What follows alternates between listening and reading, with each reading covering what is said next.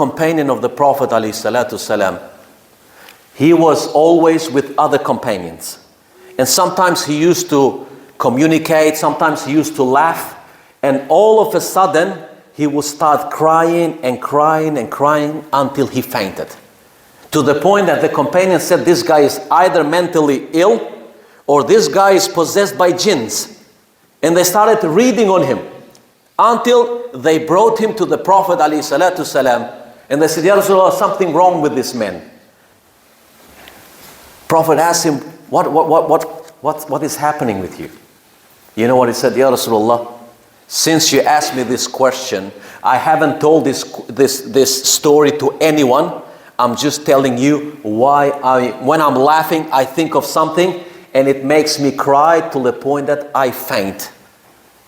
Prophet ﷺ, he said, tell me what happened. He said, before Islam, before I embraced Islam, Allah blessed me with a daughter.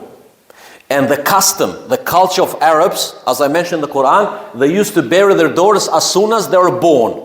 He said, my case, I couldn't bury my own daughter because I loved her so much and I left her.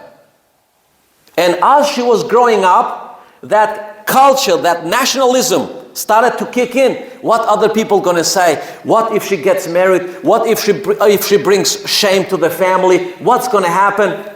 So his daughter lived until almost she reached the age of puberty to become a woman.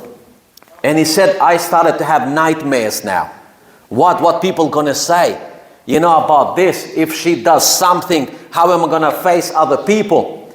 He said, I came one day and I said to my wife, please dress my daughter the best clothes possible, put makeup and all that stuff, because I'm taking her to a function. The wife knew that this guy is planning something. And as the wife was dressing her, the wife was crying. And the daughter is saying, Mother, why are you crying? She didn't tell the daughter, but she knew what is about to happen. And when the man came to pick up his own daughter, the wife said to her husband, don't forget, this is trust from Allah. La tudi'a al-amana. This is amana, this is trust from Allah subhanahu. But the daughter heard these words, even though she didn't know what those words mean, and the father took the daughter, and as he was going, the daughter is thinking that the father is taking her to play. She thinks that the father loves her, and she was very happy, and in his mind, he's struggling. Should I do it? Should I not do it? As she was full of joy walking, this man, he saw a deep well with a lot of rocks. And he said, now is the opportunity, but still he's hesitating. He said whether to do it or not. And as he was about to push her, the daughter is repeating the same words of her mother. Ya abi, la tudi al-amana. Do not lose trust. This is your trust. And then he pushed her, and her voice started to fade away until she died. And he said, Ya Rasulullah, every time when I think of her, even if I'm that moment the happiest person in the world, I just start to cry. I cannot live with something what I have done in the past.